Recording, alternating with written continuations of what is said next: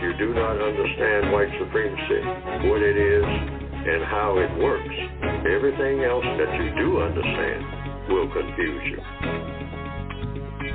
In all of these 9 areas of activity, economics, education, entertainment, labor, law, politics, religion, sex, and war.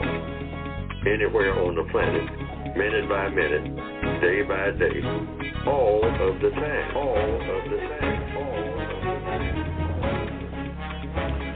Well, good morning and welcome to the January the 16th edition, January the 16th, 2024 edition of the Counter-Racist Code Show with Mr. Neely Fuller, Jr. I am your co-host, Mr. Bobby, and right off the top, we thank you for tuning in, listening, and whatever you're doing, taking in the information or knowledge that you will glean from the program. We thank you very much.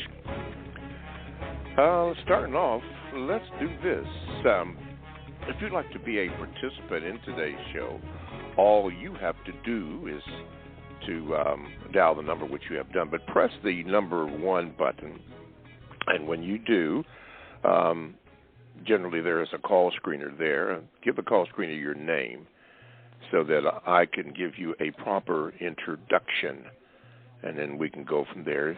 Just make sure that when you do speak with Mr. Fuller, please, ma'am, please, sir, please be brief so that we can get all the calls in, or as many calls in as we can.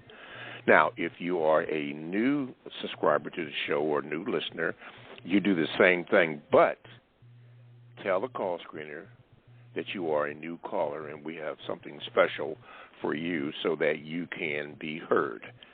So you can do that. Also, you can do this. You can, if you don't want to do that, you can do this. You can contact me via my email, which is the numero 7, Mr. Bobby, @gmail.com. The numero 7, Mr. Bobby, MRBOBBY, @gmail.com. And I will get it. I will let you know that I have it. And at a certain point in time, particularly when the call volume is low, I will read your Gmail as I plan to do today. So it may be a while, but at some point in time it will be read, so you don't have to worry about that. And lastly, to get in contact with the show, you can, or rather, to listen to the show, you can join the chat room, and all you have to do on that is go to blogtalkradio.com. And when you do that, you want to, you want to click on where it says the program menu. You click the program menu, and then you want shows, and the shows that you want is the Produce Justice show. You click that, and then the chat room is available for you to get in, and you can join the chatters. Now, when you do join the chatters, please make sure that you follow all the rules, and make sure that you do not use the chat room to ask me a question to ask Mr. Fuller, because that's just not going to be happening today. But occasionally, when an interesting subject comes up on the chat room or in the chat room, I will glean it and raise a question from the chat room to ask Mr. Fuller, and we can go from there. And sometimes it may include a statement that you have made or a quote that you have made. And sometimes, and when that happens, I will acknowledge you from that. Okay, so those are the ways that you can get in contact with the show. Now, also, books. The books and information about the show and so forth, particularly the books, you can get by going to producejustice.com. That is producejustice.com, and all the books are in. There was an issue in that, but now I believe that the issue has been solved, so you can now get the books, and they are all of them are available. So you can do that. I think that is all the house cleaning that I have to do for this day. I believe that's it. Okay. So that being said, I might be missing something. Feels like I am, but we will proceed. Okay. Now, let me introduce to some and present to others Mr. Neely Fuller, Jr. But before I do that, let me say this. Good morning, Mr. Fuller, and how are you? Good morning. I'm still learning. All righty.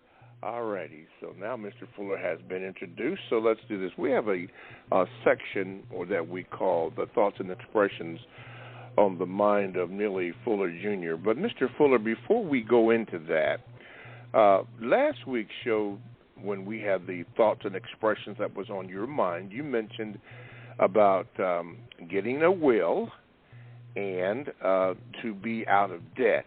So that was what you proposed, and that's what you talked about. Now, the question is to pick up on that before we get into the thoughts and expressions. The concept calls for us to ask, or why or how do we do that? So your suggestion, Mr. Fuller, and we'll take them one at a time, how do you propose, or what methods do we do to get a will? You said to do it, but how do we do that? Who do we contact? What do you do, in other words? You contact, you can probably look all over the Internet. In this day and time, I'm not an Internet, I'm not Internet savvy myself, but people tell me that you can get information about how to get things done just about everywhere. And there are lawyers all over the place. Just find someone, it might be someone you know personally, who is a lawyer or who knows enough about law. You can just talk to people. Yes. And find out and talk to people. That's another thing. That should be one of your resolutions for this year and forever. And that is, talk to people who know things. Don't have conversations just to be having a conversation, ever. Talk to people and try to learn something. People know things. There are lots of people who have had the experience of making a will. Talk to people about this. Bring the subject up deliberately and ask them, sitting there at the lunch counter, talking to each other, on the job, or while you're loading freight or something. Say, hey, have you ever made a will out, or do you know anybody who did? Just network in that way. And people say, yeah, I made one out. I'm glad I did. Because most people are glad that they have one, or somebody they know had one that left them something without a whole lot of expense, because it's a lot of expense, that can be connected with not having a will. Yes. And that's how you do it. You find it out about on the Internet. Try to find somebody who will do it as cheap as you possibly can. So, of course, that's one way of getting out of debt. Try to do everything as cheap as you possibly can. Buy the cheap stuff. In everything. Right. You're going to have to. And you might as well face up to that. All right. So in review, and I'm glad, and you did answer the question. There were two suggestions you made up there. Number one, contact a lawyer or somebody that's proficient into that. So I had that down. And B, you said the Internet, which I did do, as a matter of fact, or have done. One of the places that I did, this is just a suggestion. Mr. Bobby is not telling you to do that, but Mr. Fuller did suggest use the Internet. And I did do that. One of the places that is trustandwills.com. I'm not suggesting that you use that, but that is one of the places, and there are many others that you can use. The point is to get your affairs in order. So thank you, Mr. Fuller, for that too. Now, moving on, you said about getting out of debt. there's a spiritual connection to that about, no man anything except the debt of love. But Mr. Fuller, how do, as a suggestion for those that are listening, how do we get out of debt in this system of white supremacy? You get out of debt by just the basics. Try to save every penny, every $2 or $3 you can lay aside. It adds up. I mean, get out of the habit of just spending everything, as soon as you get it, looking for something to buy. You have enough things to pay for. And try to get cheaper rates on your telephone and everything. When people start calling you cheap, you say, well, that's exactly where I want to be. Cheap. I want to get I want to pay below wholesale every time on everything. Everything, and I'm not buying nothing that I don't need. Okay. I'm just not going to do it. All this is, the place is full of junk already, and then you got to store it somewhere. And I'm recently having that problem myself. It's not a real problem, but it's heading in that way because the store stuff, and I do have things I have to store, it's going up. Yes. That's what my experience has been. We're talking about basic area 1 now in the code book, economics. Yes. So a big part of economics is not so much how much you make. You don't spend according to what you make. You spend according to what you need. If you double your salary, say, hey, I'm getting by on what I got, so by doubling, I'm investing that. I'm putting that aside because I'm going to need it. No such thing as money being piled up. A lady made a remark decades ago to me that this thing is just piling up money. No, money is made to spend. And no, don't have that philosophy at all. Money will not pile up. Trust me. You won't have too much money. So always, just save. Look for ways to save. Look for bargains in everything. And act now on that. We'll start now. And remember, in economics, basic economics, according to the code, the act now in doing all of the time, all of the things that are most important. And the most important things is everybody, particularly everybody black or non-white, should be concentrating on is number 1, health. Because if you ain't got that, you ain't got nothing no way. Everything else is down the drain.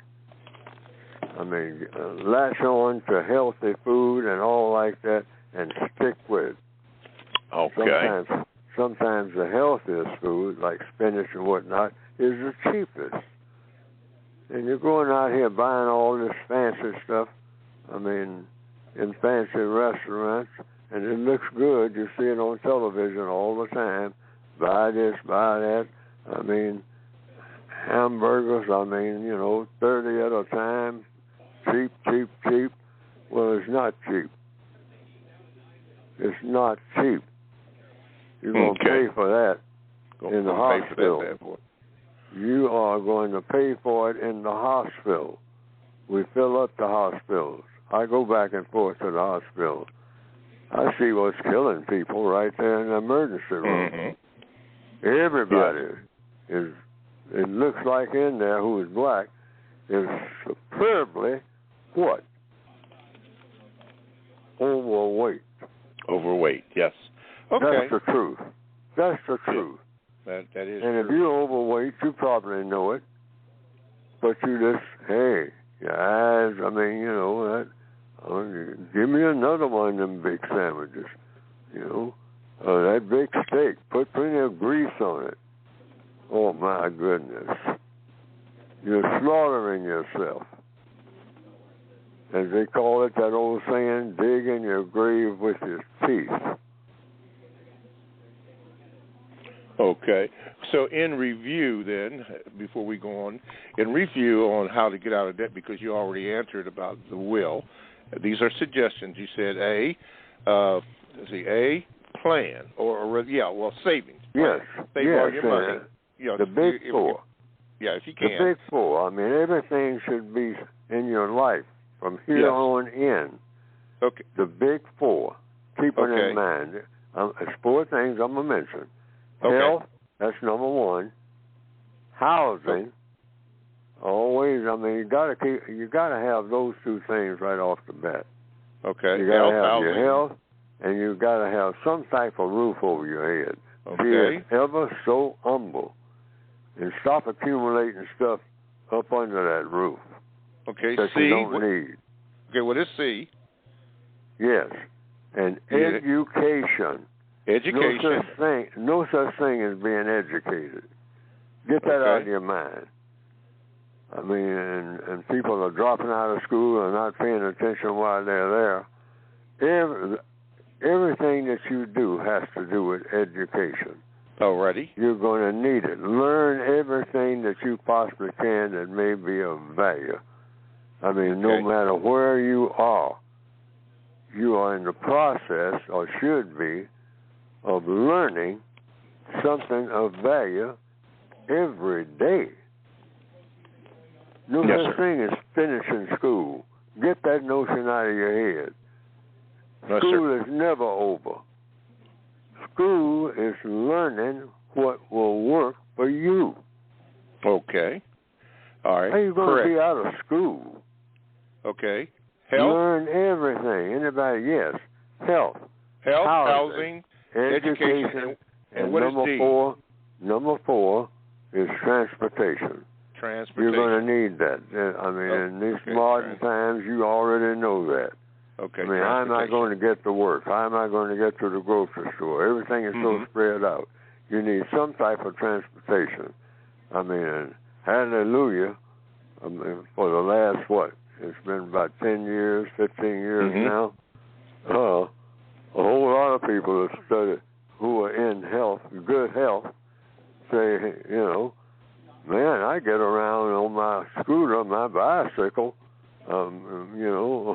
my electric bicycle. I mean, I do all my stuff. See, and somebody who gave us more mobility thought of that. Park the car. And when the weather's fine, I see a lot of people out there when the weather's not fine. They're on a bicycle anyway. Okay. All right. It's quick. Yes. Okay. In review. Okay. And the last part. Health. Housing. Underline health. Housing. Education, and transportation. I call it the big four of time and energy. Okay, big four. Okay, now in review, now this is just under, under getting out of debt. Okay, plan or have your savings. Number two, look for whatever that's going to benefit you or cheap rates. Number three, or B on that, or C on that would be investments or investment strategies. So that means that you're probably going to have to speak with someone who is into that. I know there's two black banks that I'm trying to invest in, a Delphi Bank here in the Columbus, Ohio area, and then the One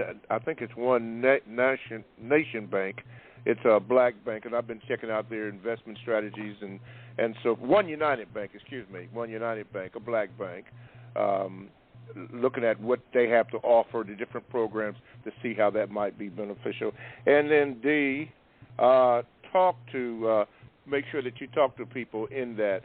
This is all under trying to get out of debt. Find out what strategies that you need to use to do that. Okay, so that's good.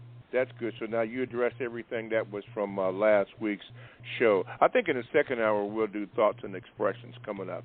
All righty. Well, thank you, Mr. Fuller, for that. And let's commence with the first call for today. And we're going to go to Milwaukee, and that's going to be for you, Corey. Let me get this cord out of the way, and let me see if I can do this. Okay, Corey, you're on with Mr. Fuller. Good morning, and what is your question? Good morning, Mr. Bobby. Good morning, Mr. Fuller. Can you hear me Corey? Okay? Yes, sir. Go ahead. Yes, sir. I can hear you. Mr. Fuller, could you give a thorough explanation of what compensation means? The reason why I'm asking you is because I'm experiencing a situation in the use of my time and energy in labor, and fellow victims of racism who provide the opportunity for me to do my labor. I'm not being compensated. If compensation means making up for what's lacking, because I'm still lacking and I'm still missing from the use of my time and energy, I'm not being compensated. So could you please just give a thorough definition of what compensation truly means? Thank you.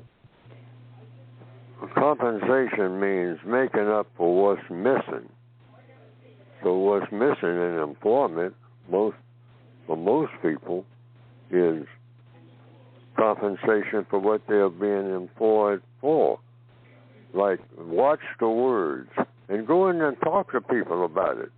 I mean, the people that you work with or work for, who you are dependent on or something like that, and say, what is my time and energy? How is it valued? Because that's what, and that's always a struggle. It's been a struggle forever. I mean, people trying to get raises in salary and better working conditions, because they both go together. I mean, better working conditions. That's a part of your raise. I mean, when you can get a little bit of more time on your breaks and all like this, and you ask, the code says, all through the book, I mean, starting off with the book, it talks about compensation in depth. Right at the front of the book. And if you look, you'll see an explanation for what you're asking for right there in the textbook for victims of white supremacy that you can get by going to producejustice.com. Right in the first few pages of the book, you'll see lots of in-depth talk about compensation. You compensate for not being able to see, like me. I mean, I'm getting that way, have been that way for some time. Compensate for not being able to see by making up for what's missing. What's missing? Eyesight. That's 100%. So you do that. You do what? You compensate for your eyesight missing, and it says so in the textbook as an example, by getting eyeglasses. I got plenty of them. Magnifying glasses, you name it. I have it right here looking at it right now on my desk. I got several pairs. Reading glasses of all types. Some of them work, some of them don't. I have, things like that. But I definitely have glasses and got several magnifying glasses that don't do much magnifying for me, but I do the best I can to compensate for not being able to see. And it says so in the textbook. It gives an eyeglass comparison. If you look, it's there near the first few pages of the book, in depth. It gives all kinds of examples of compensation. So you do the same thing. Ask for what should be given, accept what is granted, and then compensate for the difference. Sometimes The only way you can compensate is to ask again, because that's how you raise capital. That's another thing under economics. How do you raise capital? Well, the only thing under the system of white supremacy left for black people is to beg, other than robbing and stealing, which is the basic way that you raise capital. Columbus knew about that. Columbus did what? He first borrowed from someone who already had capital. Mm-hmm. All right? That's one way to raise capital. I mean, one of the three ways, I think it's 3 or 4. But one of the ways to raise capital is to ask somebody who has capital. So I'm going to give this illustration. Christopher Columbus, from what I've read, didn't have any money, like most people don't. So Christopher Columbus said, I'm going to stop talking to these people that don't have nothing. I mean, they can't help themselves. And borrowing from people who are having to borrow from people.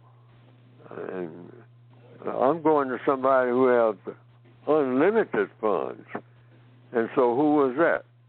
Ferdinand and Isabella. Kings and queens. Kings and queens, I mean, they don't count their money.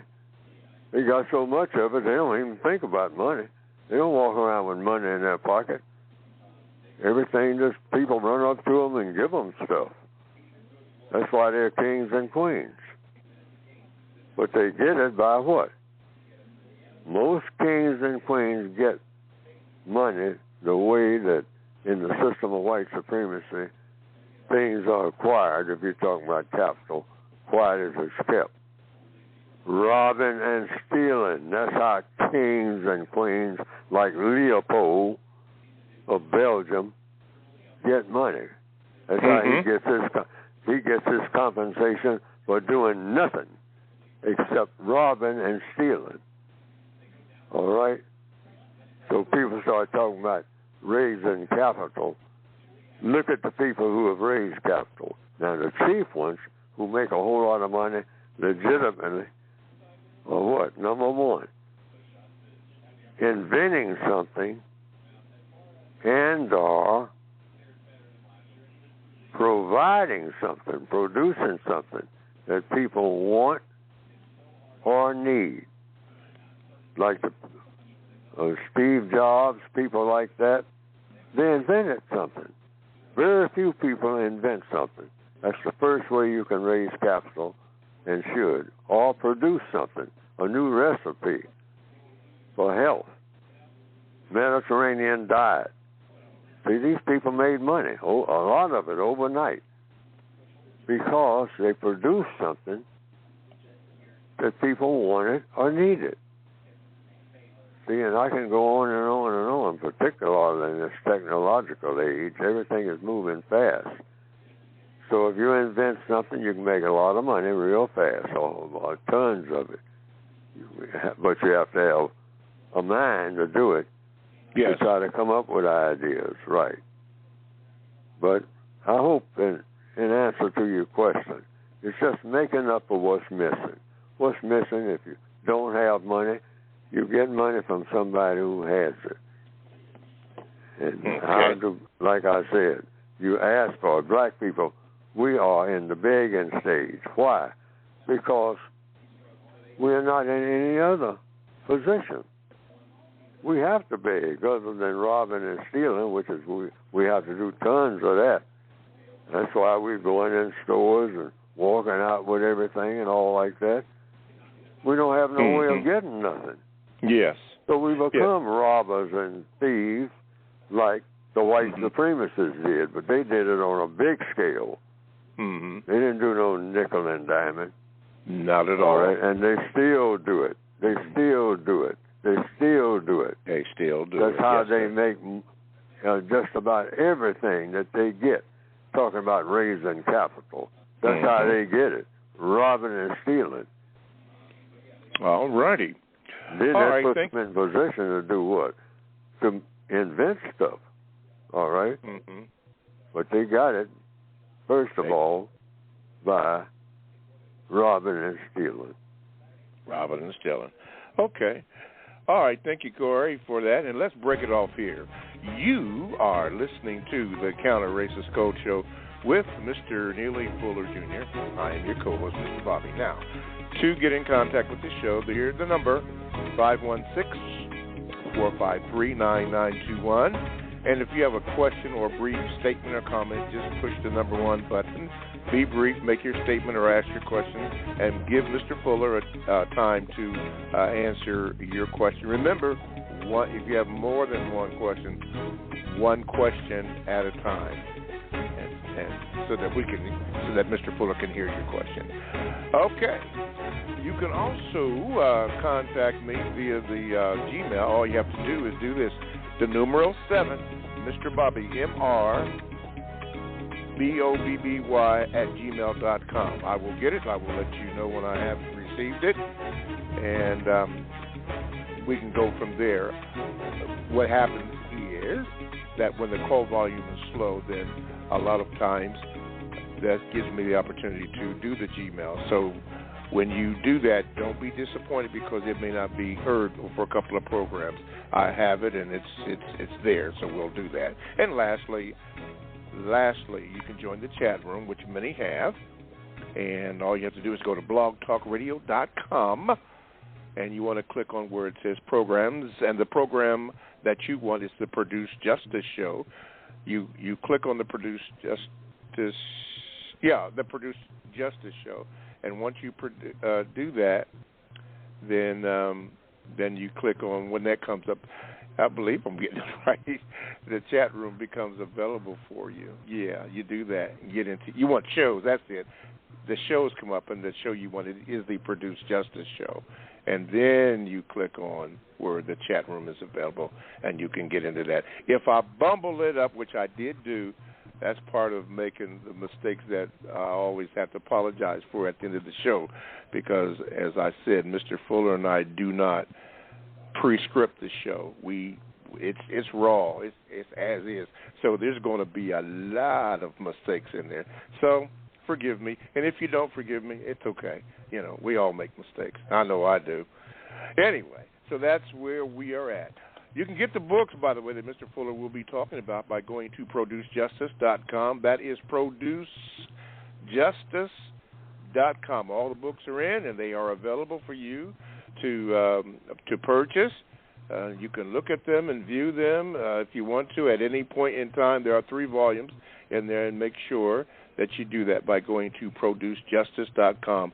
That is producejustice.com. Okay. Back to the phone lines, and we're going to go into Little Rock, Arkansas. Okay. Solar Beam, it looks like. Okay, Solar Beam, let's see if I can cue you in here. Solar Beam. Okay, Solar Beam, you are on with Mr. Fuller. What is your question? Yes. It is Solar Beam. Now, I have a VGQ first. Is that all right? Go ahead, real quick, yeah. Okay, real quick. And I have this wrote down. The clinical definition of self-hatred is an intense dislike of oneself. The only way black people could perpetrate and tolerate such high levels of crime and self-murder in our community is because we suffer from clinical self-hate. Self-hatred can be taught to people through the educational institutions, religious institutions, through television, music, movies. Yes, we have been taught to hate ourselves from everywhere, even the legal system. We must counter the extreme examples of dislike for ourselves with extreme examples of love for ourselves. Now, Mr. Fuller, I hear you talk. It seems like you talk down when we get ready to talk about love. And on the last program, I told you, I love you, and ain't nothing you can do about it. So it's still that same love I have for you, and I feel like you are my hero. But to produce justice, I think that we should start with love. I say I forgive myself, my family, and others for imperfections. When we listen to you sometime and we sympathize with you, that attracts to us, if you believe in the law of attractions, that kind of vibratory or vibrations. And my question to you is, what can you do as our hero, and what kind of examples would you set to help us to produce more black-on black love and respect? This is the movement that we have in Little Rock, black-on black love and respect. So people all around the world are listening to us. What can you say as an example to set love as an example to produce justice? And thank you so much. All righty. Mr. Fuller? Have a compensatory definition for the word love. I've been saying that all the time. I've been saying that all the time. A compensatory definition for the word love. Making up for what's missing. And what is, according to the code, the compensatory definition for love? Since we talk about love all the time, but the gunfire is flying through the windows of churches. Where's the love? You can't go get gas. Where's the love? At the gas pump. Bang, bang, bang, bang, bang, all over the place. 24/7, nonstop. You said something about hate. Where's the love? Well, love is justice. You ain't going to get it until you produce justice. It ain't going to happen. What is justice? See, words, you have to pay attention to words. Love is just a word. Where's the action? The action is in producing justice. When you got justice, you got love. More and more people are beginning to say that. I've been saying it for years, but people don't hear it. I say it. I say, forget about the love, talk about justice, and you got love. What is justice? Guaranteeing that no person is mistreated, and guaranteeing that the person that needs help the most gets the most constructive help. Those two things. And you got love when you got justice. But it doesn't exist nowhere. Not on this planet. See, we've been getting by cheap. Just by using the word love. We think we got it. We ain't got nothing close to that. Why? You don't have nothing like guaranteeing that nobody's mistreated. You can't find no people where nobody's being mistreated nowhere on the planet. Not no place that I've ever heard of. And people who all the help that they need, health, housing, transportation, education, are they getting it? No. Certainly no black people I ever heard of. So if you don't have justice, you can't have love. You can go around and pretend, hug. Black people hug each other all the time. We hug each other at football games. And then 5 minutes later, everybody's fleeing the stadium. Mm-hmm. Because of a lack of what? Love, if you want to use that word, a lack of justice. caring about people by showing that you are going to help to get the things that they need. Guaranteed. And you're going to guarantee or help somebody to guarantee that they are protected. Yes, all right. Justice. The things that you need. Help the person that needs help the most. Guaranteed. And guaranteed that nobody is mistreated. I mean, Porgy and Bess. I got no lock on the door. That's no way to be. That song says that's the way the world should be. Porgy didn't have nothing. He said, well, hey, you can steal the rug off the floor. That's okay with me, because the things that I prize, like the stars in the skies, all are free. Because Porgy understood love. See, I got my best. I got the best of the best by having Bess. Bess is my love. She got it, because I'm going to look out for her as best I can. I got nothing. But nothing is plenty for me if I got Bess. I got my Lord, got my song I can sing to myself. Okay. Okay. Well, Solar Beam, thank you for your call, and I'm going to tell you something, my brother, Mr. Solar Beam. When you said forgiveness of self, I'm going to tell you, you are on the path right there. You are on the path, and it will expand into that justice as Mr. Fuller is talking about. But that's good. The word that came out of your mouth, forgiveness of self, very good. Okay, let's do this. The person that is in the prefix 262, you're on my screen, but okay, Cleo, thank you. You must have heard, got my thoughts. Okay, good. We'll get to you in a moment, but first we're going to do this. Thank you again, Solar Beam. By the way, Solar Beam, don't be a stranger. Mr. Fuller, let's speak about your book. Your book. Talk about that for a few moments, please, sir. That's what I'm talking about. It's about the book. Everything that I'm saying is in the book. And said in kind of a sloppy way, I say. That's my own evaluation, because we're still talking about what the person had just called. How do you have value on yourself and put value on other people?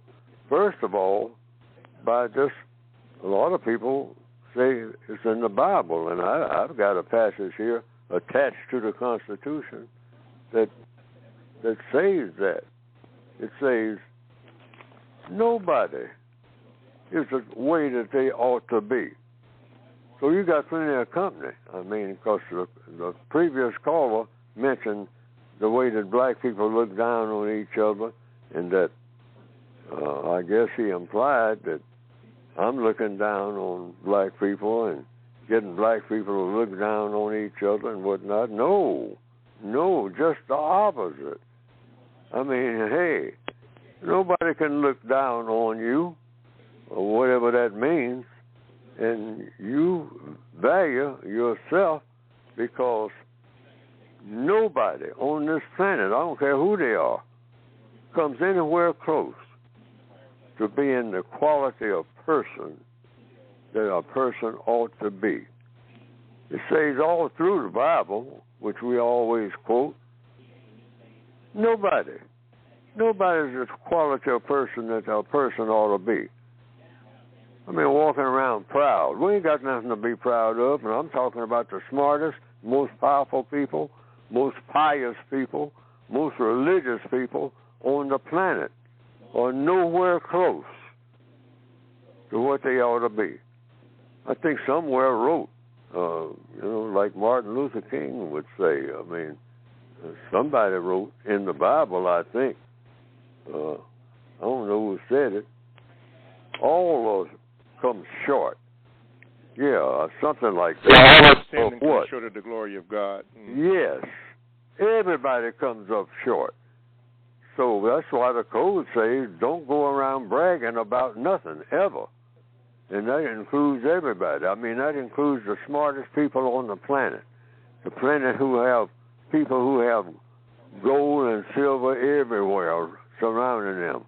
Live in mansions that's got 200 bedrooms all laid out. I mean, still, they are not the quality of person that a person ought to be.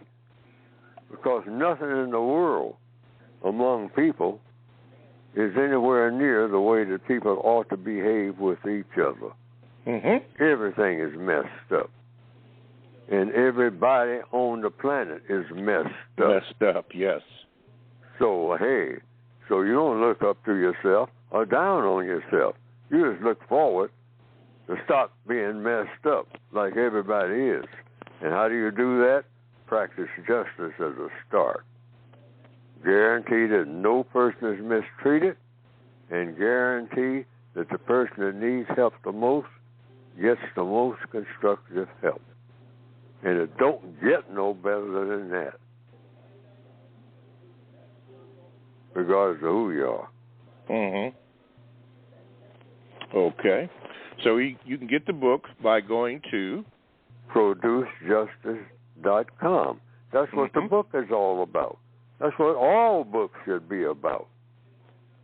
And when you get the book, Mr. Fuller, do you have to start from the beginning, or where do you start at, or can you go any place and you start? can go any place. That's how I read my own book, because the books are thick and it's not well written. I tell people that you're paying a stiff price for a book that's poorly written, because I was trying to get them out in a hurry because I knew I had to. I mean, I wasted a whole lot of time and energy, which the book starts out saying, don't waste time and energy. You come into the world. Your Creator put you on this planet with two things, time and energy. And you shouldn't waste not 1 second of that time and energy doing anything that's non-constructive. Not correct. Start with that.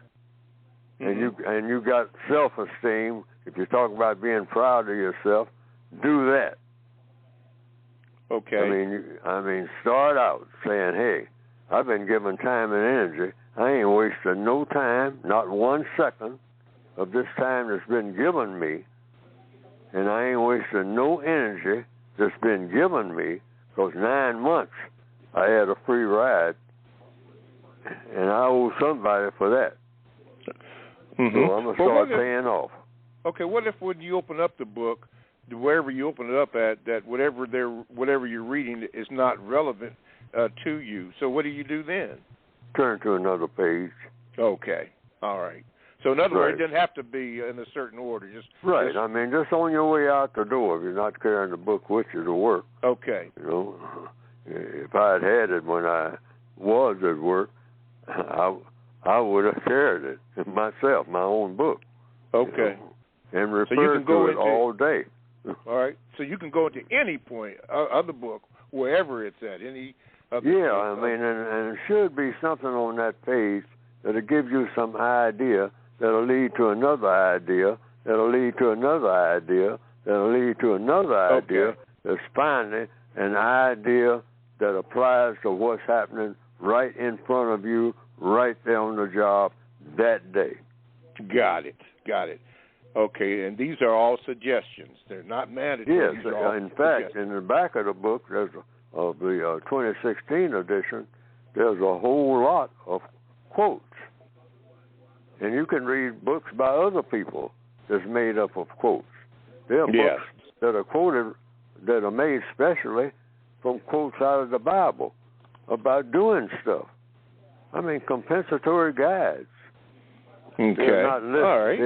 They're not orchestrated that way in the Bible, but people who, what you call bibliophiles, people who read the back the Bible, Holy Bible, back and forth, say that they have a lot of supplementary books, not just the Bible on that shelf. Yes, and they do. Some of these supplementary books, I mean, go right to the point. Yes, telling you what to do about this or what to do about that. Mm-hmm. Yes, right I have the Bible and the Quran, I understand, is the same way. I think all religions have supplementary books. Yeah, I have. Particularly Buddhism. Right. Right. I have some supplementary books. Okay. All right. So let's see here in a slight review here before we get back to the phone lines. Now, and I've heard this said, and I feel this, and in fact, I would have to say that I understand this, that Mr. Fuller, when you wrote that book and described it, most of what you say, whether you know this or not, Mr. Fuller, has a spiritual connection with it. As a matter of fact, and I've heard this from other people, that some of it seems to be prophetic when you look between the lines, and I have found that to be true in the statements that you have made. And then number two, there are some even probably listening to the program that don't like what you have to say or don't like what's in the book. Some will disagree and some will agree, but that's just a part of it. They don't want to talk about stuff like that, but that's okay. All right. Then the third point is this, going back to wills and getting out of debt. I was thinking about what you had mentioned about in the movie, the Shawshank Redemption, and speaking about Andy Dufresne. And one thing that I noticed about the book, that he was in the prison system. So let's say that this white supremacy.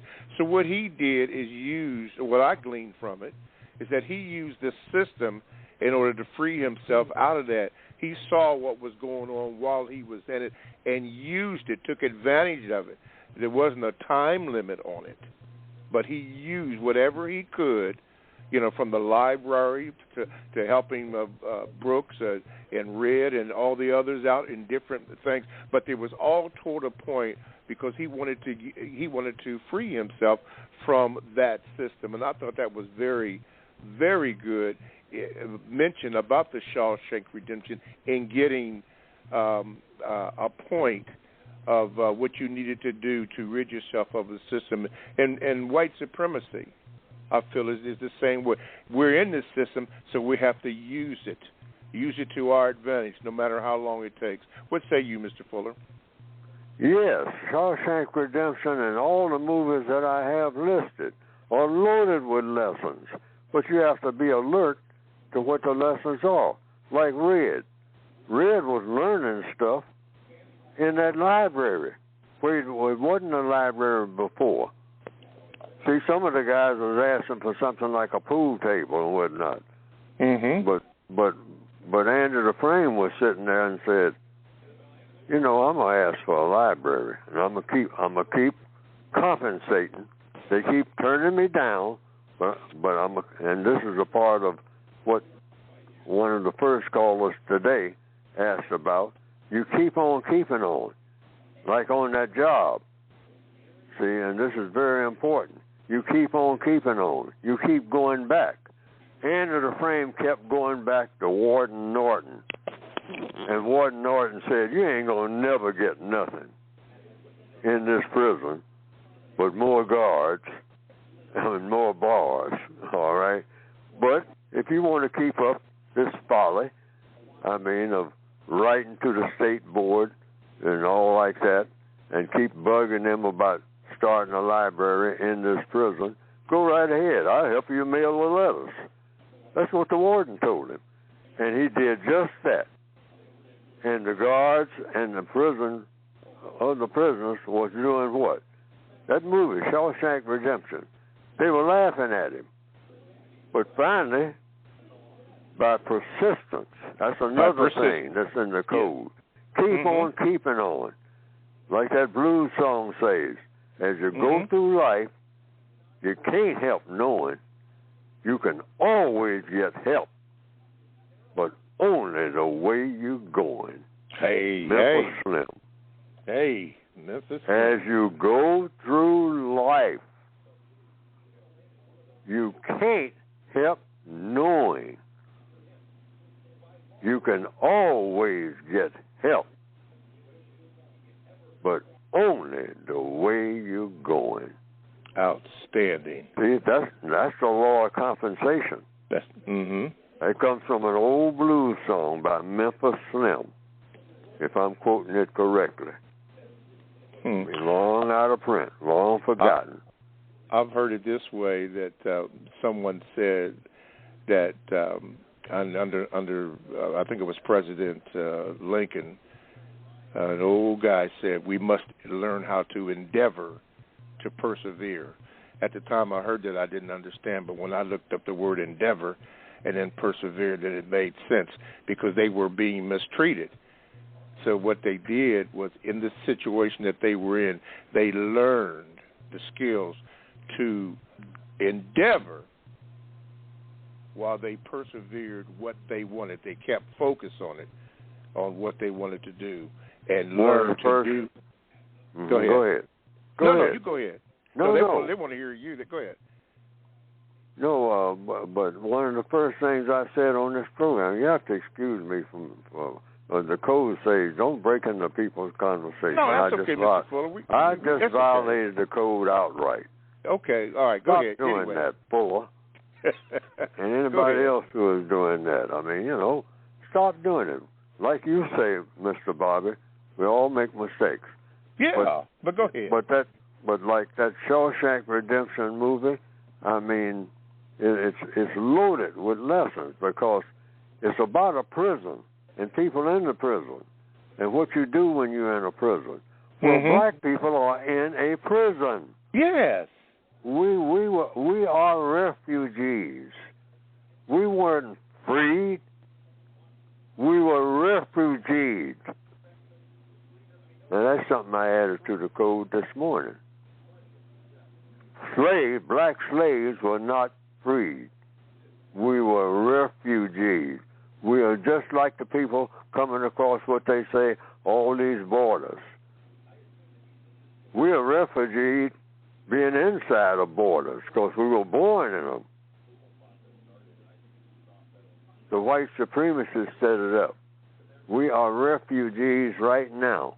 What is a refugee? Look up words. That's what Under the Frame was doing. That's what Malcolm X, Baines, in the movie Malcolm X, that's in the movie list. What was Baines doing in prison with Malcolm X when Malcolm X was in prison? Took him to the prison library and say, this is how you learn stuff. This is how you learn. There are things beyond these walls that when you get beyond these walls, you can do stuff that you weren't able to do when you were out there in the first place. Learn. Like I started off this program today, I said education is where you find it. Wherever you are, get educated. In prison walls, get educated. You're going to need it. You're going to learn how this works, how that works. Red was getting educated. He learned more than he did than before he knew when he got in there. Right. He was in the system, but he learned how to work it. One thing, everybody who is locked up now for doing something that they shouldn't have done, and they know they shouldn't have done it, it means they had a lack of education. That's what it meant. Education. Okay. A lack of education in doing what? In staying out of prison, number one. Staying out of prison, yeah. Yeah. I mean, we're in prison. We're all in prison even right now. But the code calls it greater confinement. So you make up your own words. You learn how to do that. Learning. Still learning. Learning. Yeah. All right. Well, we got to still learn, and we got to leave it there for this hour. However, we have another hour coming up. For those who have to go, we thank you for listening to the chatter. We hope that you were able to glean something and learn something. Particularly about debt and getting a will and so forth. The things that Mr. Fuller has discussed. How to get the book by going to producejustice.com. Open it up at any page and go from there. The information may not be relevant, it may be, but whatever you do, make sure you do that. So thank you for listening. Now, for those who are going to stay, we have another hour coming up, and we will commence that hour in just a few moments. Mr. Fuller, the last word in the first hour. Go ahead before I close it out. Concentrate on the word justice. All right. The word justice. Word justice. Guaranteeing that no person is mistreated and guaranteeing that the person that needs help the most gets the most constructive help. That is love big time. Big time. Love is justice. All righty. Thank you it's for not listening. A hug. Okay. Thank you for listening for the first hour. Stay tuned for the second hour, which will commence in 5 seconds. All righty. Welcome back to the second hour of the Counter Racist Code Show with Mr. Neely Fuller Jr. I am your co-host, Mr. Bobby, and we do thank you for doing that. Now, to get in contact with the show, as Corey has done, this is what you can do. Dial this number, 516-453-9921, and for a question or comment, just press the number 1 button. Give the call screener your name. I almost said your address. Don't do that. But give them your name so that I may properly give you an introduction, and then you can ask your question. Okay. You can also do this. If you don't want to do that, you can Gmail me at the numero 7, Mr. Bobby. That's the numero 7, Mr. Bobby, MrBobby @gmail.com. I will get it, and then we will go on from there. I will let you know. And when your Gmail will be read, I will give you a little indication, and then you can hear yourself. And then lastly, you can join the chat room by going to blogtalkradio.com. And once you do that, then you want to, when you get there, then you want to click on programs. And then under programs, you want to click on where it says shows. And the show you want is the Produce Justice Show. You click on that, and the chat room becomes available for you to get in, as there are many in the chat room. So we thank you for doing that. Boy, that was a long intro in that music, but at least it got done. Okay. All righty. Don't forget the books that you can get that we talked about in the first hour can be obtained by going to producejustice.com. That is producejustice.com. That first hour was very interesting. Mr. Fuller gave a fuller, if you will, definition or suggestion about a will and what you do, who you contact, and so forth, and the importance of getting out of debt and then staying out of debt. We've got to learn how to do that kind of thing. So he went into great detail about that. So if you missed the first hour, make sure you get the make sure you review it, and maybe you can glean something out of it. Well, you want to be debt free, you really do. You just do. Even the Bible mentions to us that that it is for us to be debt free. I'm trying to think of the owe no man anything except the debt of love. Yeah, that's what it was. Okay. Anyway, let's get back. Let's go to the phone lines. Hey, I see Nicolette has gotten in, but right now we're going to go to Corey. Corey in Milwaukee. Corey, let's do this. Corey, let me see. Okay, Corey, you are. There we go, Corey, you're on. Good morning. Good morning again, Mr. Bobby and Mr. Fuller. Mr. Fuller, I wanted to ask your permission. I have a half-hour radio show on Tuesday afternoons in Milwaukee, and I wanted your permission to make a statement every Tuesday, either replace the system of white supremacy with a system of justice, and give a quick explanation of what justice and love is. And I just wanted to get your permission to do that and I'll quote you as being the one who originally said these things. Is that okay, Mr. Fuller? Yes, if you do it with that, like what you said, the last part of it, because I do it all the time. I quote Mark Twain, but I'm quoting Mark Twain. I'm not quoting Neely Fuller. I quoted Memphis Slim this morning.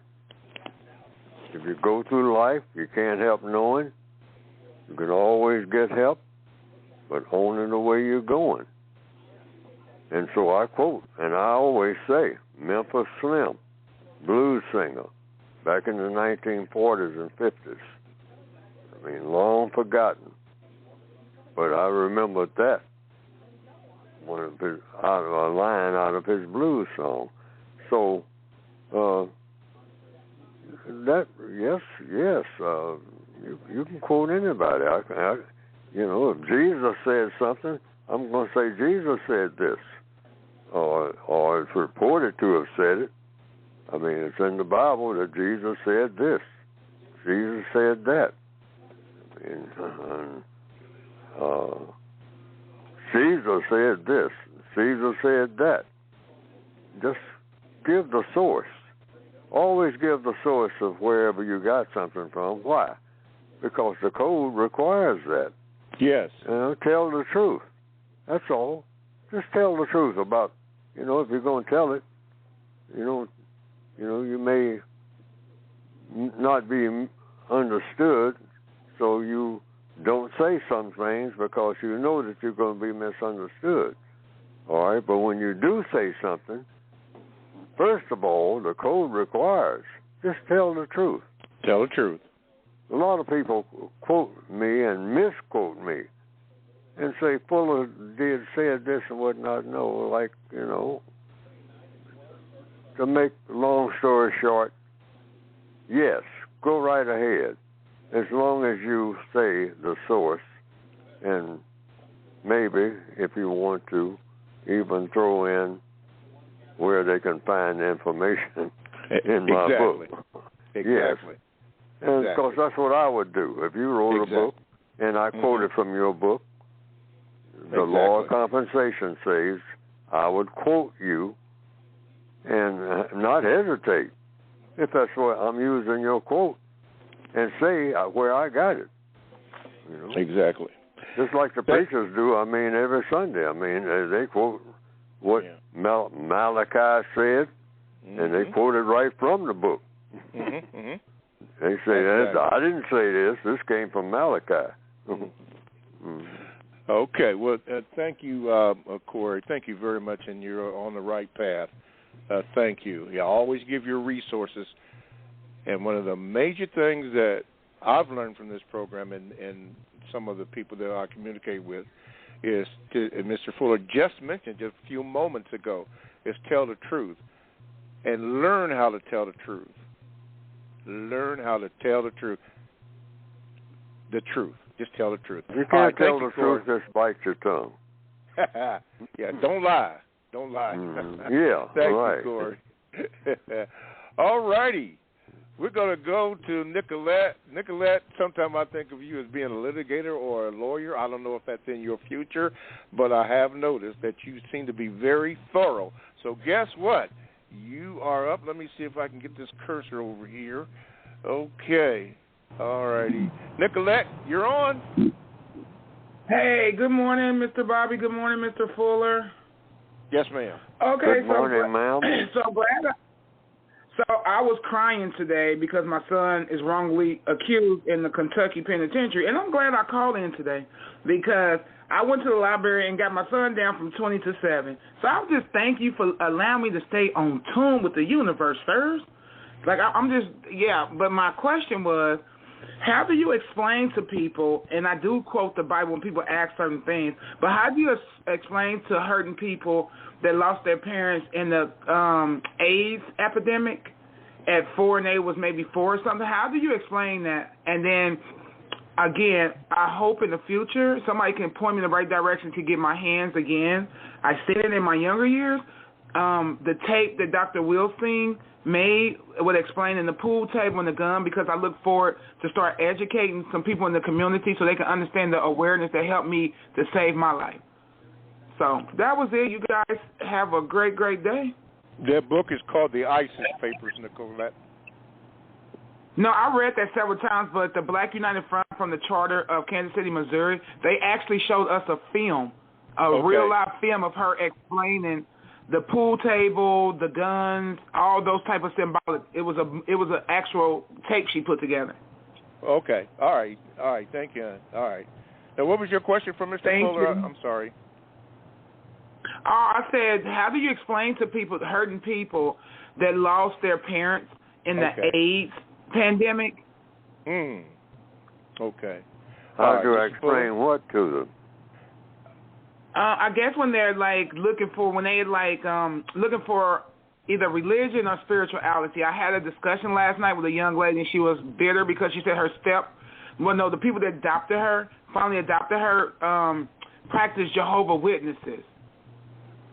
And I don't battle religion. I was trying to explain to her, and I kept quoting a lot of the Bible. It wasn't my words, but she still didn't have a concept of that. And I said, in my future talks with those type of people, how do you really, what would be a main quote that you would use if somebody approached you and said, where is God at? This is what happened to me. What would you say, Mr. Fuller, to that person in their search for a divine intervention so that they can get their stuff on track and not live with that bittersweet which caused them to do drugs or alcohol? Well, in other words, people are disappointed. That's basically what you're saying, right? With life. Yes, sir. And that, yes. It's because you got a system. Now, the people say, well, one thing, where does alcohol come from? Who's generating all this? There's a quote that I use at the beginning of this program. If you don't understand white supremacy, what it is, and how it works, yes, everything else that you understand will confuse you. So the people that you're talking about basically are confused. Why do these things happen to me and all like that? The system of white supremacy. I mean, who makes alcohol more than anybody else? Advertise it. Got black people advertising it. That's how you make your real big money. Look at the Indians behind alcohol. I know about it. I mean, I got them in my family. Some people say I got a little of it. Creek, Oklahoma. Okay. But I know alcohol. Hey, Chief, drink this. It'll make you feel good. All right. See, so we buy into everything that feels good. All that sugar, like I used to eat, candy all day long. That's why I don't have no teeth. I was just about gone by the time I was 13 years old. Okay? And I'm way up in age now.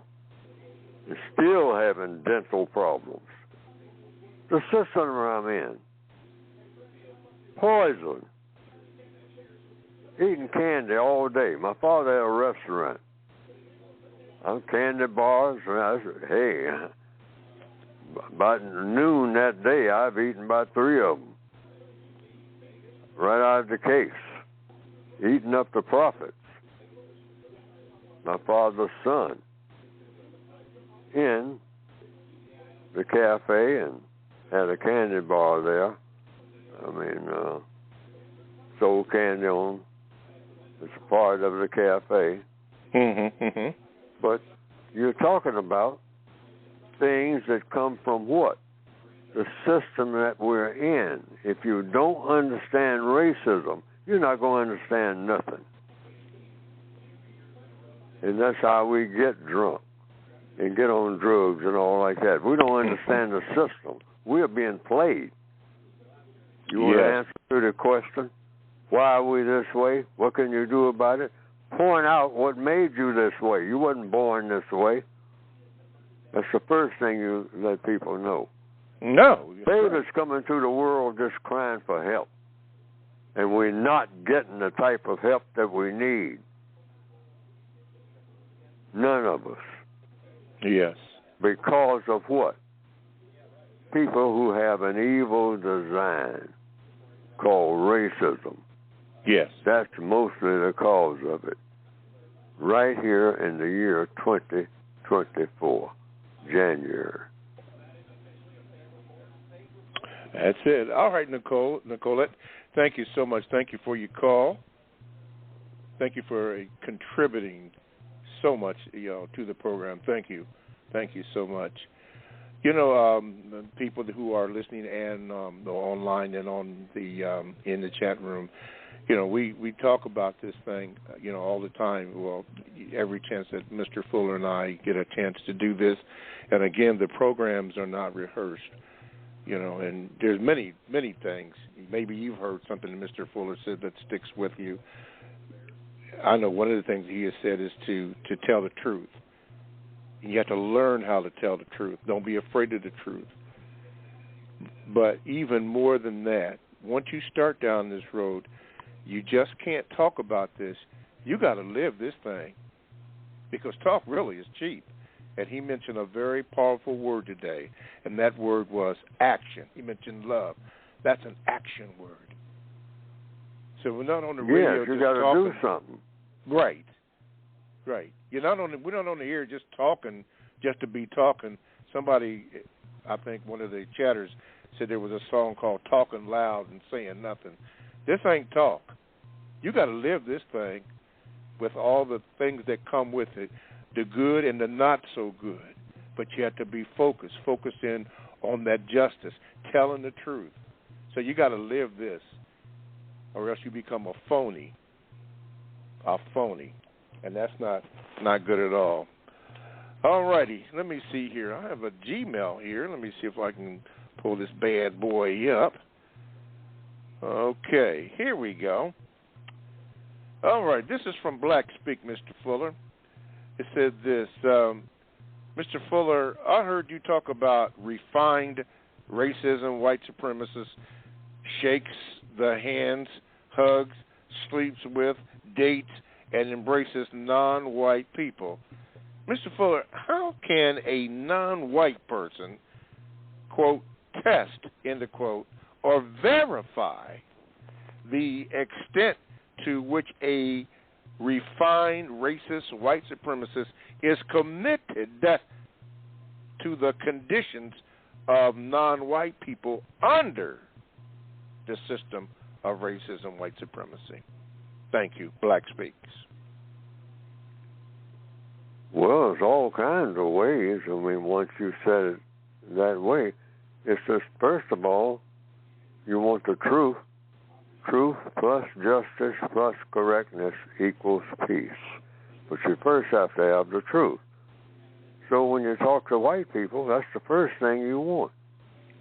If they hate you, I mean, get them to tell the truth. I hate you people.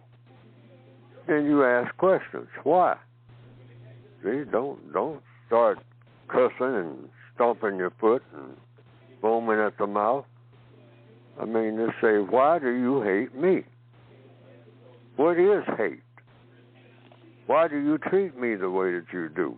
How do you treat me? Are you helping me to get what I need?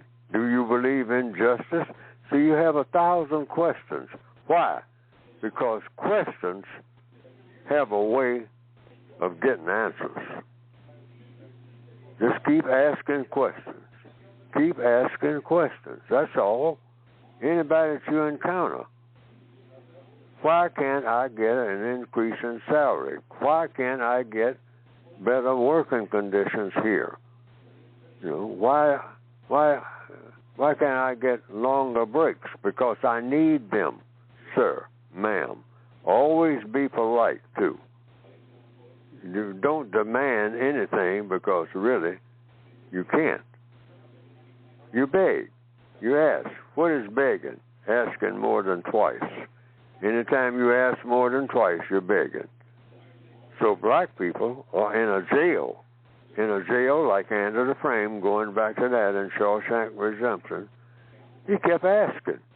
Just keep at it. You don't stop.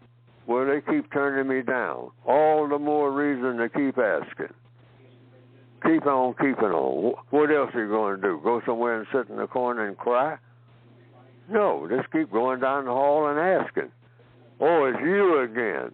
Yes, it's me again. Asking for the same thing? Yes, I am. Why? Because it's the correct thing to do, sir.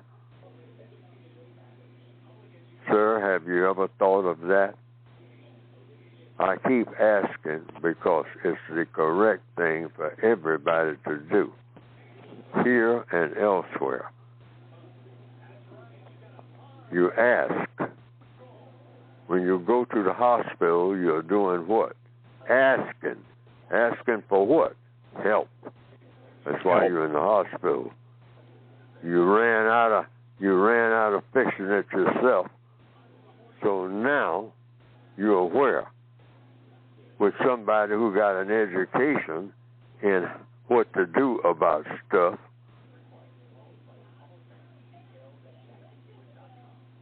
Somebody who learned how to do stuff that you can't do. And it's always somebody who knows how to do something that you need done that you can't do. Think about that, sir. You tell your boss that on the job. Sir, aren't you dependent on someone somewhere? Have you did anybody ever help you to do something that you couldn't do? Sir, ma'am. These are the things that you do every day. See, the code is not about dealing with, well, something up there and out there somewhere. No. It's about your entire life as is happening right now. The code is supposed to produce answers to everything that's bothering you right this minute. Otherwise, it ain't doing its job. That's what the code is. When people ask me sometimes, well, what is the code? That's all. Being able to solve problems. What problems? Any one that you got? Any one that you got. Yes. Now, compensatory. Did I get away from what I was being asked? Because you got to watch Fuller. He'll do that in a minute. And you got to watch him, because when the white supremacists do it, they do it big time.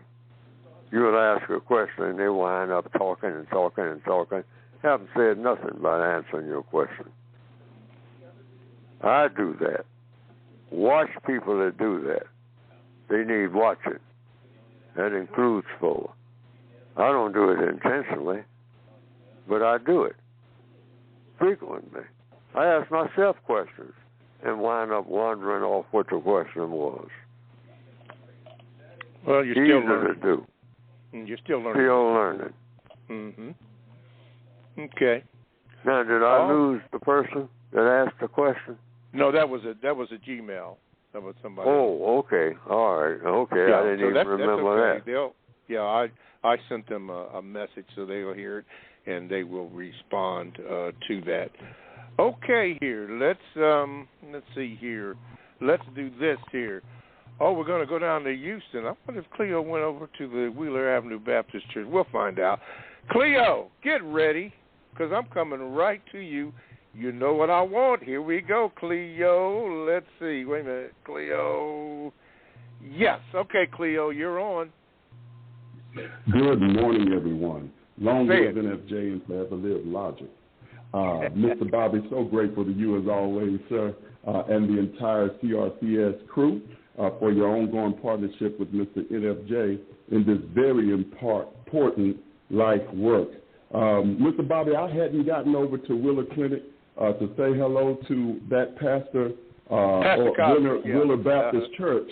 But I will get over there. I've been meaning to get over there just to say hello to Dr. Marcus Crosby for you.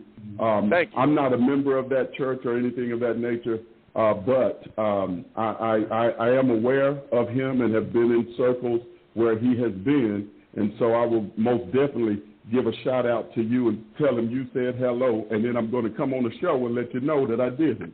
Okay, thank you for that. And guess what? Wait till you find out that you are the church. Anyway, go ahead. Come on, that's right. The church is in me, right? Ecclesia, that's the exactly called out right. one. And wherever I am, that's where the church is. Yes, sir. Go ahead. So, this morning, my question is, in this era of refined white supremacy, I've noticed that racially classified black people are being given access to opportunities that have long been denied them. Opportunities such as President of the United States, Secretary of Defense, Supreme Court appointments, coaches in the NFL, and things of that nature. My question, Mr. Fuller, is can you please explain to the listening audience how these appointments and these opportunities are strategies of the white supremacists in light of your concepts of black faces up front and racial shadow boxing? Oh, good question.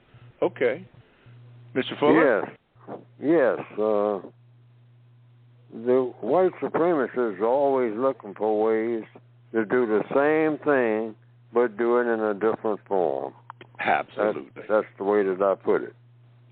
They're doing the same thing, but they're doing it in a different form. And they know that over time, little by little, black people, like all creatures, like all animals and whatnot, they learn to adjust first to their condition, and then they learn, like all creatures, cats, alligators, elephants, they learn to do what? And have a yearning to improve their condition. So they know that black people are learning.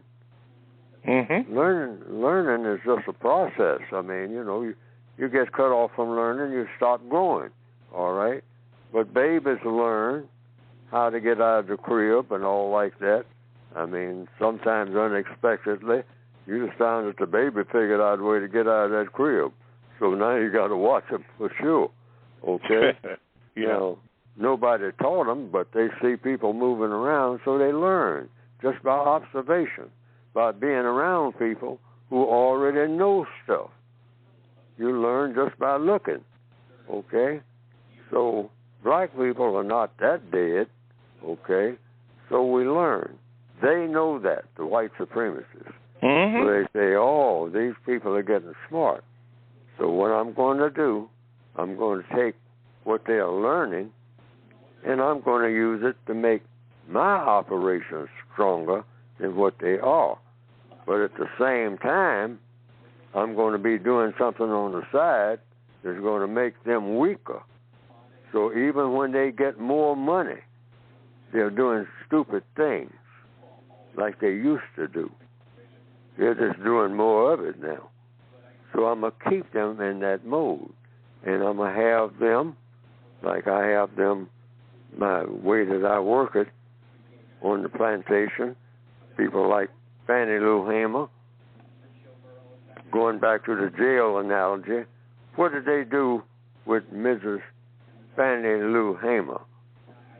According, if anybody is familiar with her existence, they had black people beat her in the jail. Yeah.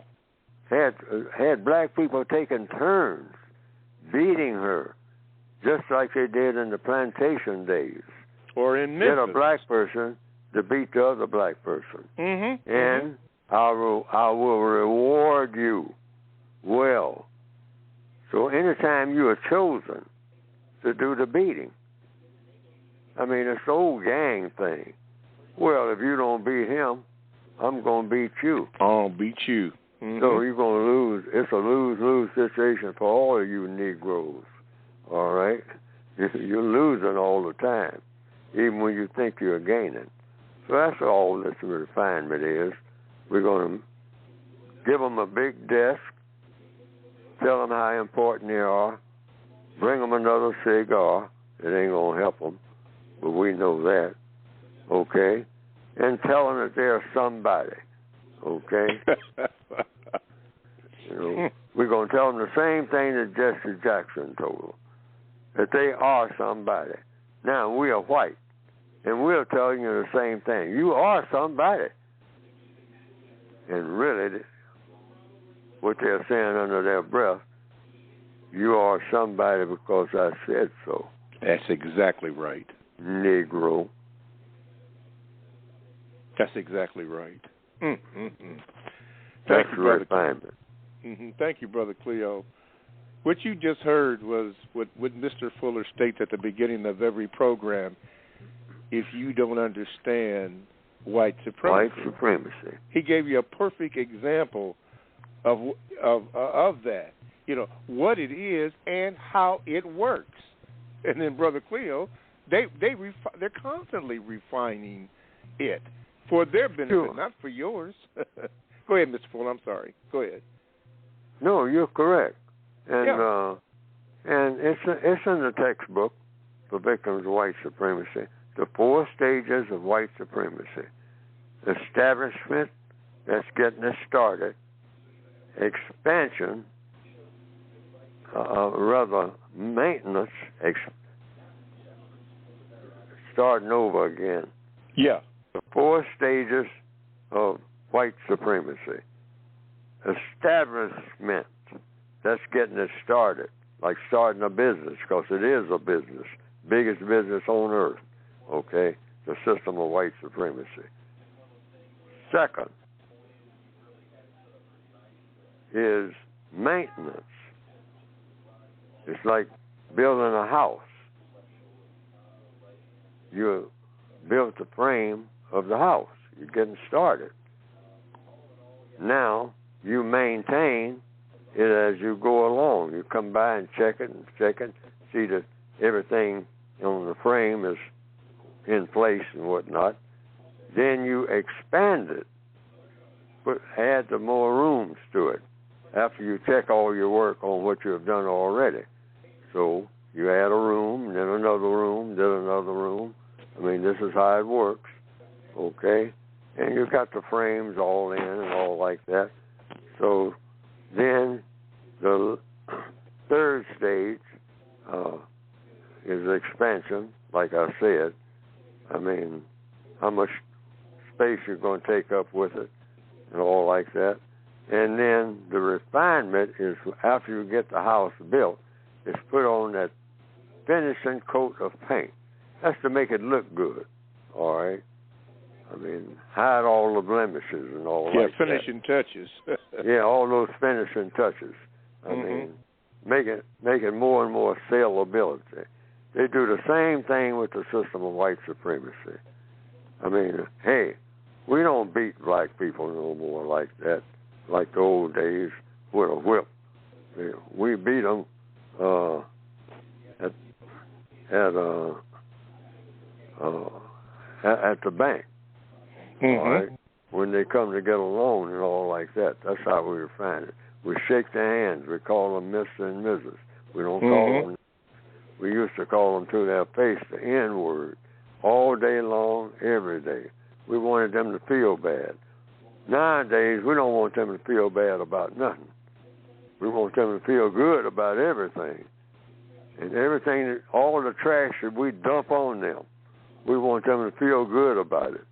Yeah. Go out and advertise, tell all the other black people about it. And get on board, with a whole bunch of garbage. Like they're making garbage out of the so-called sex lives of black people. And black people, we've been blindsided by that big time because the sexual urge is very strong. So the white supremacists say, we're going to harness that and take it the way we want it to go. And we're on board with that. And they say, we don't have to do nothing else. White supremacists in the refinement stage, they say, this chaos that we are causing among black people all over the world in the area of sex, it's going to pay off so big for us, we don't have to do nothing else but just keep messing them up sexually. We're going to tell them there are 100 different types of sex, and they should be right in the middle of every one of them. And they will be what you call greatly improved. Greatly improved, yeah. As Marcus Garvey requested. Yeah, I like what you just said. They have you feeling good about nothing. Nothing tricky than that. Or they don't have to beat you like that. They just get 5 black people to beat you like they did those Memphis policemen. Black. Oh, it's the same thing. Like it's the same thing in a different form. That's what refinement is. Refinement. Yeah. All right, thank you, Cleo. They're still messing with you, but they're doing it in a nice way.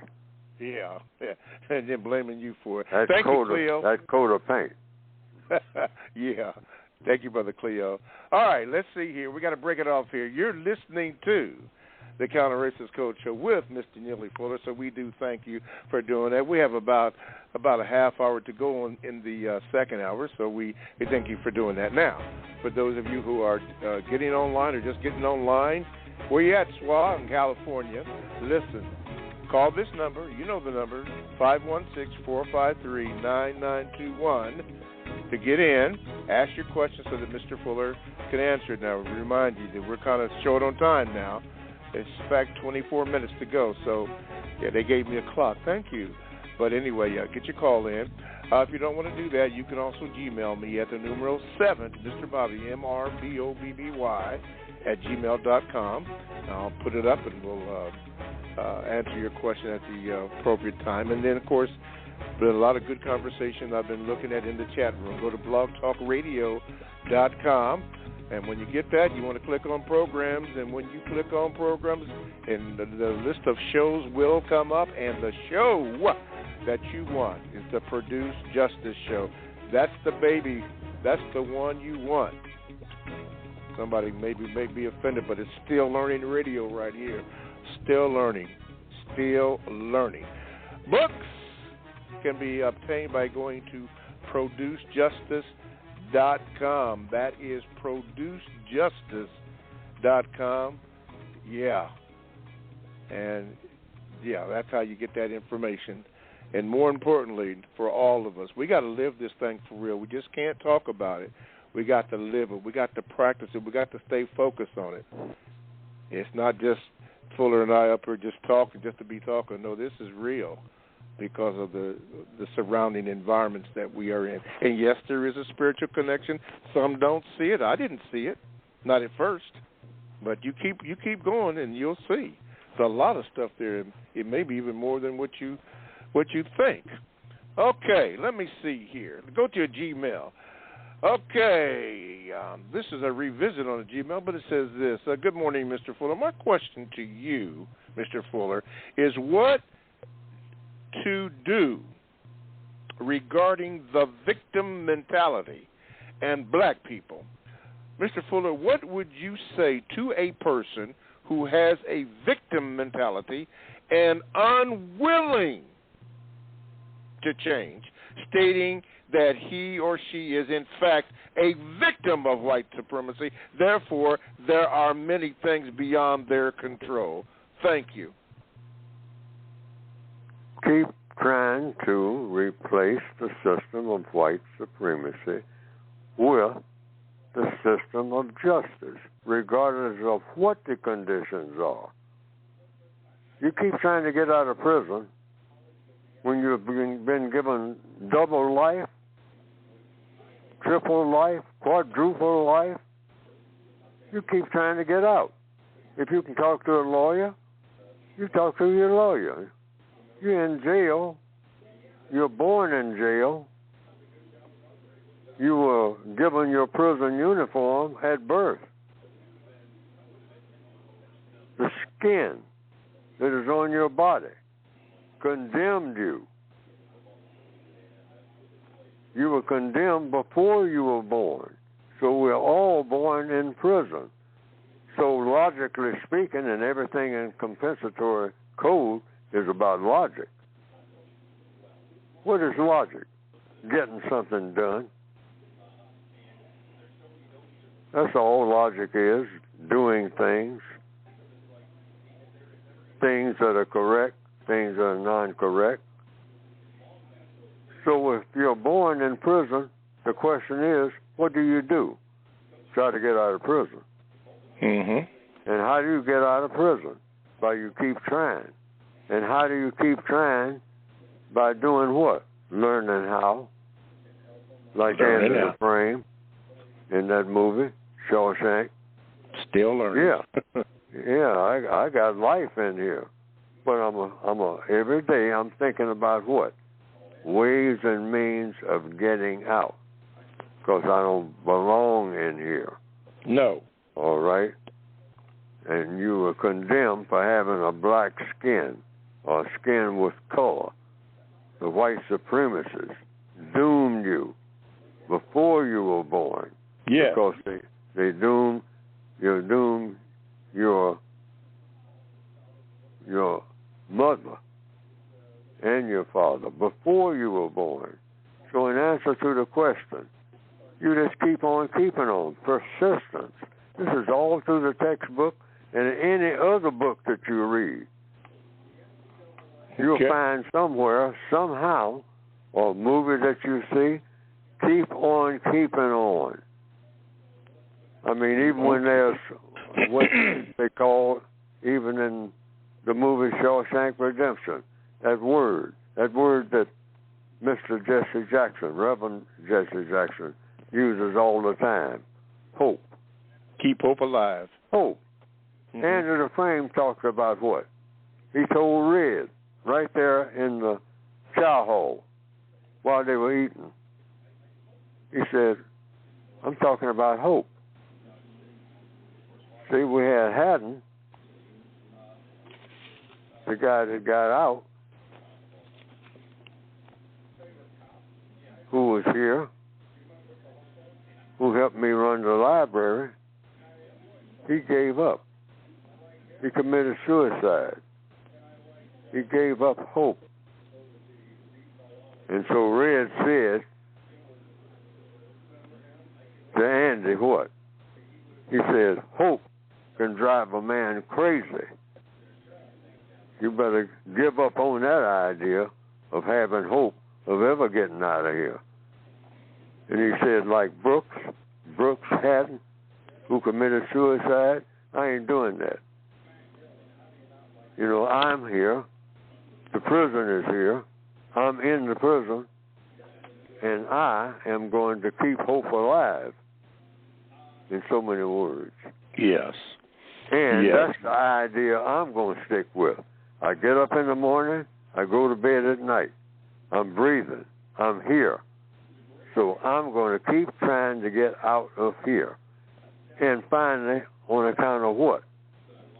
Like they say in that song, oops, there goes another rubber tree plant. Because he had high hopes. High hopes. That's in a song. That it certainly is. That's the name of that song. I didn't even know that part, but yeah, you're correct. Yeah, but you probably heard the song. Oh, yeah, absolutely. The ant and the rubber tree plant. Yes. Everybody knows an ant can't move a rubber tree plant. A rubber tree is pretty tough, you know, and an ant is going to try to move it. Say, but oops, there goes another rubber tree plant. 'Cause he had high hopes. He had high hopes high up in the sky. Real high hopes. Or something like that. Full of thinking. People might have heard it. Okay? All righty. So that's what you do. What Andy the Frame said to Red was correct. I got a little sign on my desk, a little poem that somebody wrote and sent me years ago. And the name of the poem is Hope. It's Hope. Yes. I'm looking at it right on my desk here. Mm-hmm. Hope. Yes. I mean, you know, funny. You say, well, hope ain't yeah, but hope has to do with you keep going in that direction. Mm-hmm. Keep going. You don't know where you're going. You don't know, you know that you ain't supposed to be where you are. So you just stay take off. Well, where are you going? I'm going out of here. Okay. Okay. You know, here's the thing about hope, as you were speaking, Mr. Fuller, and this could apply to just about anything as far as I know. The thing about hope and using your five senses, you have to see hope when there is no hope, when you don't see it. You have to smell hope when you don't smell, when there's nothing to smell. You have to touch hope when there's nothing to touch. You have to taste hope when there's nothing to taste. And you got to hear hope when there's nothing to hear. It's a mindset that you have to do it. That's why I mentioned before that you got to live this thing. You can't play with it. You got to actually live it. And everything ain't going to be the way you think it is, because we're constantly dealing in the refinement stage of racism, white supremacy. Constantly. Upgrade. Gmail coming up here. Mr. Fuller, it says, who is this? Okay, Lacey. Says this, Mr. Fuller. Now, according to the counter-racist logic, all thought, speech, and or action should be in such a way that it will leave the white supremacist with two choices. Number one, produce justice throughout the known universe, or number two, kill every non-white person in the known universe. Now, Mr. Fuller, if that is the case, then how is anything such as starting so-called black businesses, buying land, etc., going to be constructive if no major problem can be solved until the race problem is solved? Simply put, Mr. Fuller, can non-white people do or say anything that will end the system of white supremacy without the white supremacists themselves wanting that system to end? Don't worry about it. Just do what we've been talking about all during this last 2 hours. Keep on keeping on. Why? The option is to do nothing, and that is not an option. That is not an option. And we'll tell the world that each and every day, all day. No, we're going to try to keep doing the goal of replacing the system of white supremacy with the system of justice, regardless of what is going on, anywhere, anytime. I mean, you can talk about Palestine, you can talk about the Ukraine, you can talk about Yemen, you can talk about the Chinese, blocking off the oceans and all this and whatnot. We're talking about replacing the system of white supremacy with the system of justice. And when you say, it doesn't seem like there's any way to do that, we're going to do the way, anyway, we're going to keep doing it, okay? Yeah, but it's so hopeless. No, keep hope alive. I'm not only hoping that I'm doing it, I'm going to work toward doing it. Well, a lot of people say it can't be done. That's exactly why we're going to do it. And besides, what else is best to do? How can you spend time better than that? That's what we're here for. We're not here for no other purpose other than to have a world the way that it should have been in the first place. They say, well, people have been trying. Yeah, and add us to those people, all of us. We're going to keep trying. Keep trying. I'm thinking about right now something that happened some years ago. I was on a job. And I was working on a Sunday when everything is quiet. That's one reason I was working. I was getting overtime, too. And everything is nice and quiet on the job, like Sundays are, for the most part, sometimes, somewhere. And I heard all of this, what I call noise. somebody trying to sing, and it was echoing all over this empty building where I was. And so finally, the source of the sound came down in the place where I was, in the workplace on a Sunday. And so I recognized the person from face. I didn't know his name at that time. From working overtime and being in the empty building, working just like I was on that day. And the person was singing to the top of his voice. And I said, you need to stop all that noise. You can't sing anyway. And the person was close enough to me at that time. He had walked up. I was stationary. The person walked up and said, well, and almost with tears in his eyes, he said, I'm going to try.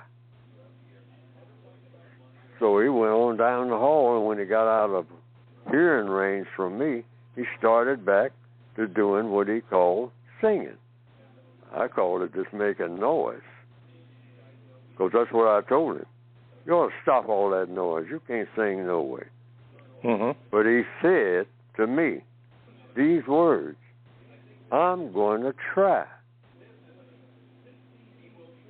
And that's all he said. And when he got down the hall, he continued to do it. Next thing I know, he was no longer working there. And he came up on my TV screen, and it was Peaches and Herb. Some people may remember them. Yeah, Peaches and Herb, yeah, I remember that, yeah. And that was the fella that I told couldn't sing. He kept hope alive. He said, I'm going to try. With almost tears in his eyes. But he had a hit song. Had 2 or 3 of them. 2 or 3 of them, sure did. That's a good example. Peaches he kept hope. And Herb. Some people may remember them. Yeah, I remember that group. I didn't know that backstory, but yes. No, it was just the 2 of them. And over the years, they changed Peaches, I think 3 times, but they had Herb there. Herb was there. His stage name was Herb Fame. Okay. But people know them as a duo called Peaches and Herb. And Herb. And Herb. Some people may remember them. They got records still around. They sure do. All righty. Let's do this. Got a VGQ. This is from John. It says this. Mr. Fuller, I think the economic solution of solving the race problem is simple. We see on a daily basis how whites communicate with each other. This communication process is how they pass their knowledge to each other. They train and perform research constantly throughout their lifetime. When they get this information, they keep it very close and only provide it to people they trust or can rely on, people that look like a lot like them. Western society keep other races weak by providing money, no technology, or if they provide technology, it will come, as they call it, quote, turnkey. An American company will come over and provide services and provide as little training as possible. We have laws in place to prevent the passing on of technology to other countries. The solution? The best solution, in my opinion, comes from China. When China purchases Western technology, they assign Chinese personnel to be part of the technical team that reports directly to the Chinese government. these personnel will maintain and operate this technology in China.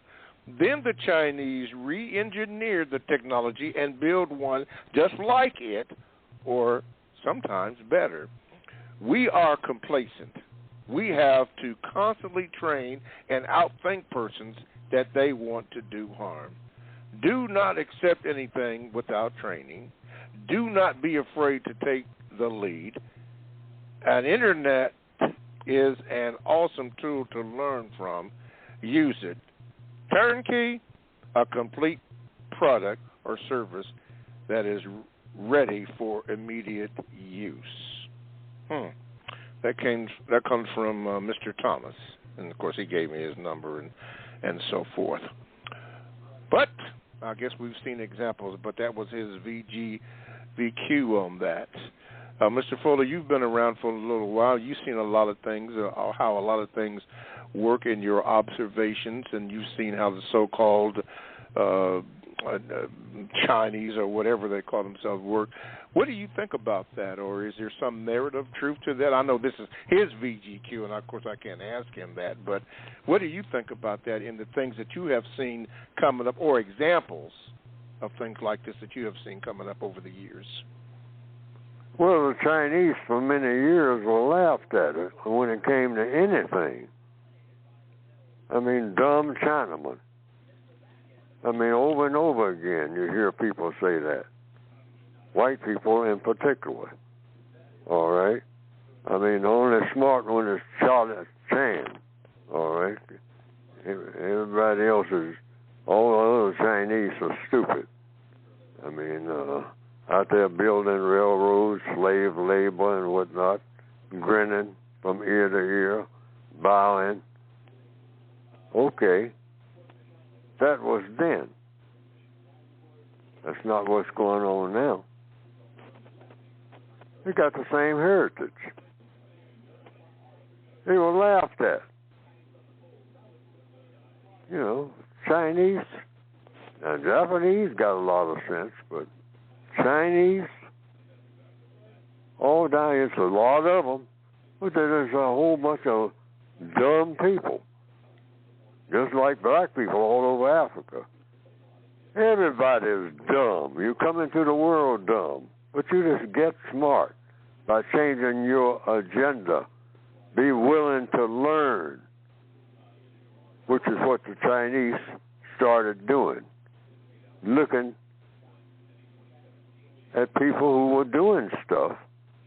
And this is the lesson, really, of this program. Compensatory code program. Right here. I'm saying it all the time. Be willing to learn. The first step, like Mark Twain said, I was proud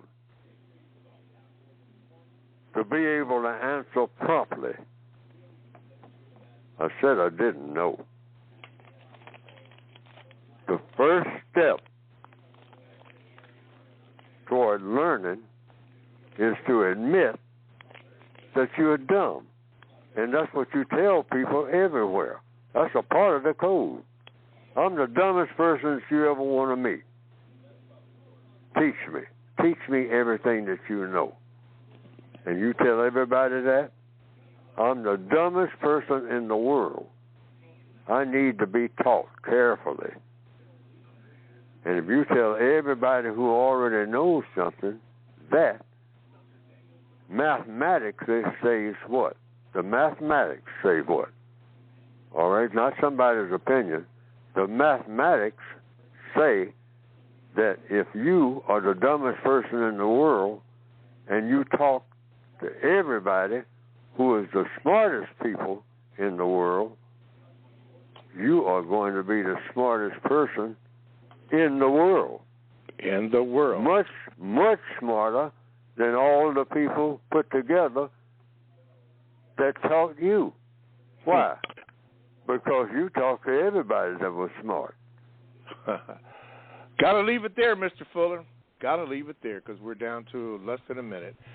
All right. Anyway, thank you for everybody for listening to the program. Thank you for the calls, the Gmails, the VGQs and all that stuff. Thank you. Thank you for listening.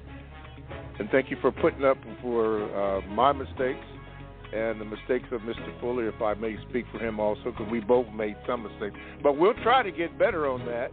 Don't forget, all the books can be obtained by going to producejustice.com. Mr. Fuller, the last word goes to you. Producejustice.com.